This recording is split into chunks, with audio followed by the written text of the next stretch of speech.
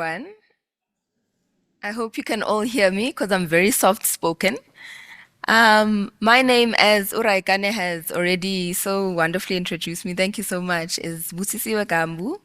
And I will basically just be talking about my journey from working in the public sector and then finally finding my way into the private midwifery sector. And not just to say in a private hospital, but more independent midwifery. Okay. So yeah, it is always difficult to speak at this after lunchtime, but please stick with me, and I really, really hope to just inspire more especially the young midwives, the student midwives that are here with us. So yeah, thank you for having me, Dr. Magritte, also. So just a bit of a history about where I come from and who I am. I was raised in Joburg by my parents, and one of my parents being a midwife herself. So my mom is a professional nurse and midwife. She qualified in the mid-80s and she practiced midwifery all the way up to the early 2000s.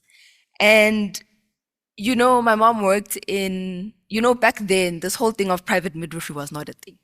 You qualify, you work in the hospital, you work in the clinic, and that was all. And that's how and that's where she worked. So it was very interesting when I suddenly came with my whole mama, I'm leaving public, I'm going into that private sector. It was a complete culture shock for her also. But just to speak about her a little bit, she worked in community health centers in Soweto, and that's where she practiced for years, and she's delivered multiple babies, in her time. It was during my late teens where my mom would just speak about stories of the births that she did, and I listened attentively, but I was like, okay, ma, okay, I hear you. Some of those stories scared me, and but I had to take them with a pinch of salt because she was sharing a piece of her, a part of her. Little did I know that she actually planted a seed in me, a seed that I didn't know where it would go, you know. Eventually, my mom then branched out into primary healthcare, and she left the midwifery scene. But I still say it was the stories about her time as a midwife that got to me, that got me thinking, that inspired me, that I listened to quite a lot. I remember my older sister would say, Uzi, it's so nice when you walk around with mom in public and women will come up to her and say, hi, Sister Gambu, remember you delivered my baby? And they'd say, look at how big your baby has grown. So I remember just those little stories, even from hearing them from my sister, was such an inspiring thing. So yeah, really, really great for me. And what that made me realize is the great respect that I have for my mother as a midwife, her colleagues, and all of those women that dedicated their time in those labor wards, because they worked long hours. They were often away from their families during night shift just to make sure that they delivered babies safely in those hospitals and those community health centers that they worked in all of those years. It was only later when I went to the University of Johannesburg and I did my BCom degree that this is where I realized that seed that she had planted in my head, I didn't think she knew that she actually did this for me, where I knew that this is where this was actually going to grow.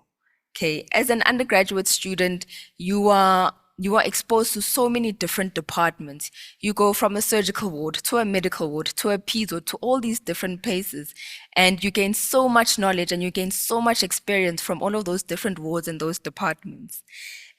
But it was in my third year when I started midwifery that I was like, this is it. This is definitely it. And it was through working in those wards of Rahima Musa and Hillbrow Community Health Center and meeting those amazing midwives and interacting with them and watching them do multiple births, even the most scarier births, but it was still so beautiful to see. It was still so beautiful to see how these women and some of the males actually took care of these women. They weren't just taking care of one life.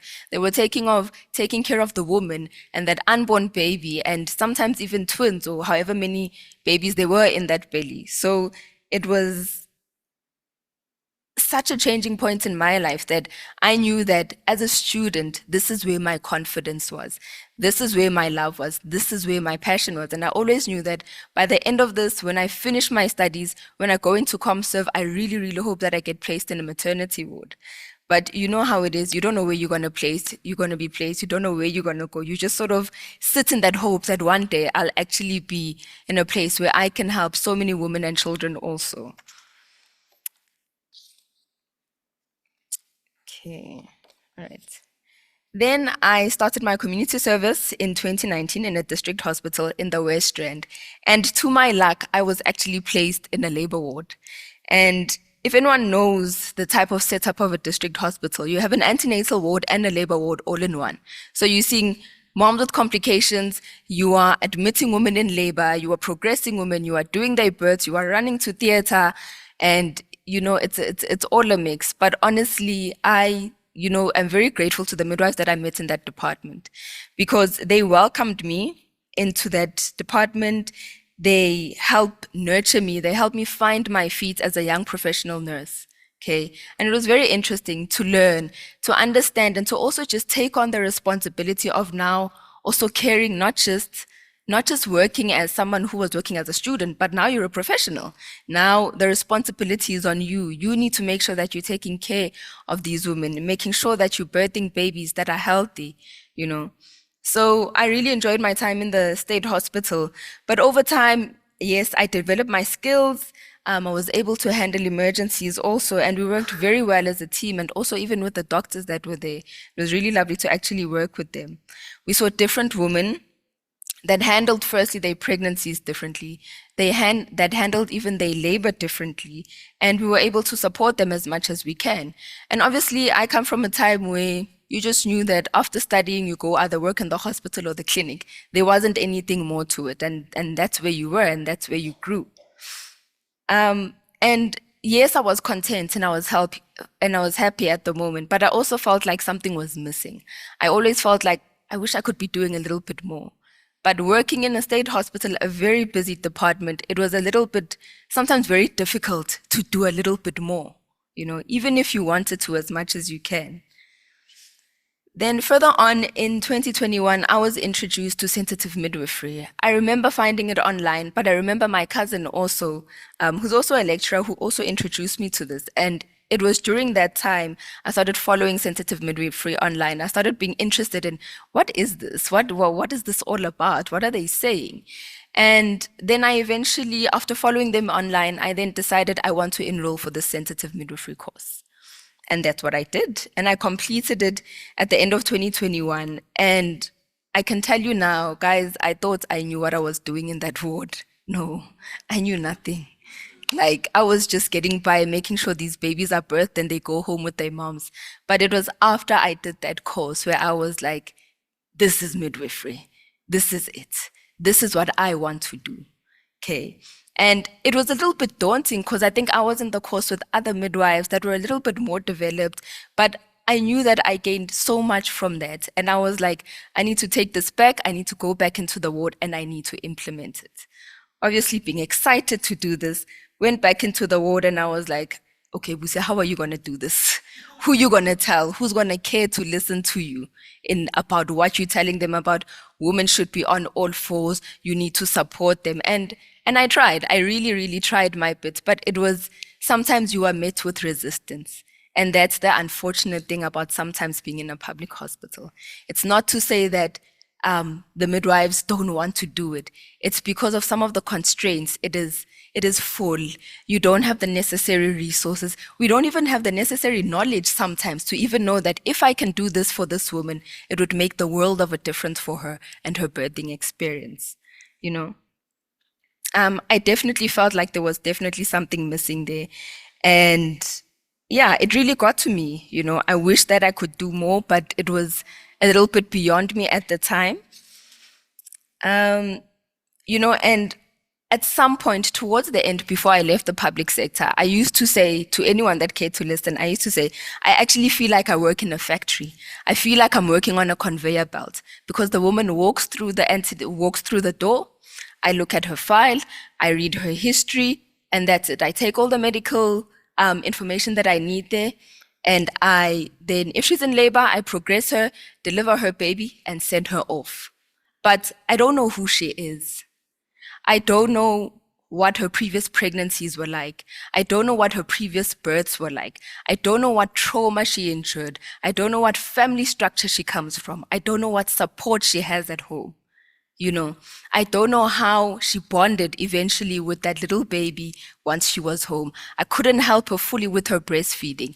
I couldn't help her with anything more than just delivering her baby and say, go home. So, and that stuck with me, and that really got to me because I've know that I've always been a person that I don't just want to know this much about something. I want to know about the whole thing. That's just who I am. I want to nurse you and I want to care for you holistically, completely, so that when you leave from my care, I know that, yeah, that woman is fine. She's going to be fine. She's going to survive. And, you know, I got to a point of being very frustrated. I got to a point of questioning the type of midwife that I was, the type of care that I was giving in this setting. And I knew that I couldn't be here longer. I wish that I had the support to be able to implement some of the amazing things that I learned from that course in the ward so that we can change so many more lives because we see so many women on a daily basis. I then actually spoke to one of my ex-lecturers at UJ who had a private clinic, a baby clinic, and she said, no, listen, I work in the private sphere. There's midwives that are doing this independently. Don't you want to go talk to them? And I was like, what? Yes, please. You know, link me up. And fortunately, I did, and I took her advice. And I then found my way all the way to Pretoria. My manager's not here, unfortunately. She had a mom in labor this morning. And I met her and I listened to her story and I heard about what she did. And I was in love. I was like, what? This is amazing. This is what I want to do. This is where I want to be. This is where my heart is. And a year later, it took me a while because it's a big transition. And a year later, early last year, I then joined the practice. I joined Midwives Exclusive in Pretoria, and it has been nothing short of amazing. I can see a woman, instead of doing 5 or 6 births in one night, in a month, I can do 5 or 6 births. But I know that I've journeyed with those women antenatally. I've seen them for their birth. I've supported them in the postnatal period, and it's been the most rewarding thing ever for me. And so, you know, I've always had a keen interest also in traditional birth practices and understanding women fully and understanding and caring for them holistically, because I truly believe that a woman is not just a pregnant woman. There's more to her. There's so much more to her. There's her family structure. There's her support system. There's her just understanding and believing in her body and who she is. And that's what my goal was, to work with women and make them understand and realize that. So yeah, no, I'm still there and I'm still happy. And, you know, it's very interesting, everything that I've learned. And honestly, as private midwives, we have challenges. It's not all peaches and flowers and nice things that side. It's tough. It's really, really tough because we face problems like not being supported, there being this non-understanding of midwives in the hospital, and sometimes they don't understand who we are in simple things like referring and transferring patients when we need to. We don't always get support from the doctors that we expect to, you know, to hope that they're going to back us up. There's lots of challenges that we face, but we also then work very funny hours. We don't have shifts. You sometimes feel like you have a job. Sometimes you don't. You feel like you don't have a job because your job is so all over the place. You know. Then you have your personal life to manage also. But I would still choose to do this any day because it has been the most rewarding thing ever. So from a young midwife who went to school and was very eager and enjoyed being in the public sector, but became very frustrated and very despondent and very unhappy in that system, I navigated my way out and I found my way out, and this is where I am. So, you know, with the little bit that I've shared with you, I really hope that we will have more young midwives that will continue on and work and come into the space of independent midwifery, because we are that many and there are so many women that are giving birth, that are being pregnant. We don't just birth babies and we don't just help women birth their babies, but we birth families. we birth parents, and it is the most rewarding and most beautiful thing ever. I just wanted to share with you that not long after I joined the practice, I officially then had my first patient, and her baby's about to turn a year old in a week's time, and I still have contact with that woman. It is the most beautiful thing to get updates from her to send me a message and say, Busi, I'm struggling with this. What can I do with my baby? What can I, it is because there is such a continuity of care. And I believe that this is how midwifery should be practiced. So thank you very much for your time, everybody. Thank you, Busisiwe Gambu.